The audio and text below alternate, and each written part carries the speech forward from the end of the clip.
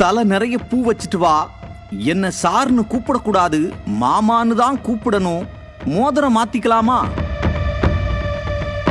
தமிழகத்தில் விடியாத திமுக ஆட்சியில் பச்சிலம் குழந்தைகள் முதல் பல்லு போன பாட்டி வரை பாலியல் அத்துமீறல்களுக்கு ஆளாவதை மீண்டும் மீண்டும் நிரூபிக்கும் வகையில் அன்றாடம் ஒரு பாலியல் செய்தி வந்து கொண்டே இருக்கிறது. அந்த வகையில் தூத்துக்குடி மாவட்டத்தில் செயல்பட்டு வரும் அரசு மேல்நிலைப் பள்ளியில் இயற்பியல் பிரிவு ஆசிரியராக பணிபுரிந்து வரும் தியாகராஜன் என்ற காமுகன் அப்பள்ளியில் படிக்கும் மாணவிகளிடம் அத்துமீறிய சம்பவம் தமிழகத்தையே அதிர வைத்துள்ளது. அதாவது 11 மற்றும் 12ஆம் வகுப்பு படிக்கும் மாணவிகளிடம் இரட்டை அர்த்தத்துடன் பேசி தொடர்ந்து பாலியல் தொல்லை அளித்திருக்கிறான் தியாகராஜன். சில சமயங்களில் கவுன்சிலிங் தருவதாக கூறி மாணவிகளை தனியாக அழைத்து சென்று அவர்களை தொட்டு ஆபாசமாக பேசி பாலியல் தொல்லை கொடுத்து உள்ளான். என்னை சார்னு சொல்லக்கூடாது, மாமான்னு தான் கூப்பிடணும், தினமும் தலை நிறைய பூ வச்சிட்டு வரணும், உங்களுக்கு என்ன வேணாலும் என்கிட்ட தயங்காம கேளுங்க, நான் உங்களுக்கு செய்யறேன்னு சொல்லியிருக்கிறான். இயற்பியல் பாடங்களை கற்பிக்க வேண்டிய வாயால் வாய்விட்டு சொல்லவே கூச்சப்படும் வார்த்தைகளால் மாணவிகளின் உடல் அங்கங்களை வர்ணித்து பேசி இருக்கிறான்.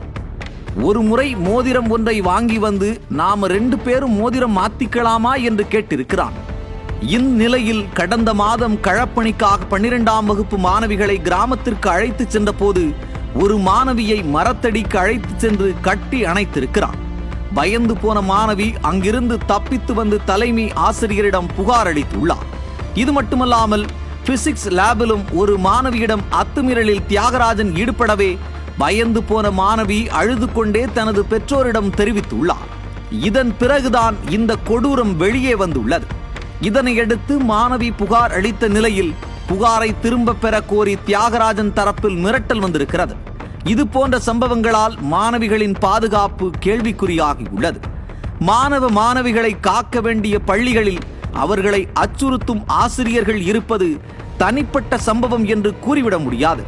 கண்காணிப்பு சீர்கேட்டின் வெளிப்படையான சான்று என்றே குறிப்பிட வேண்டும்.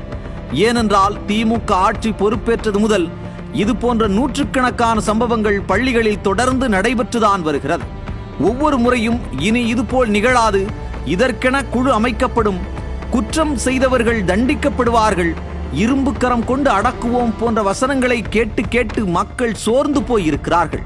தடுக்க வேண்டிய நடவடிக்கைகள் எதுவும் எடுக்கப்படாமல் இது போன்ற பிரச்சனைகள் தொடர்ந்து கொண்டுதான் இருக்கிறது.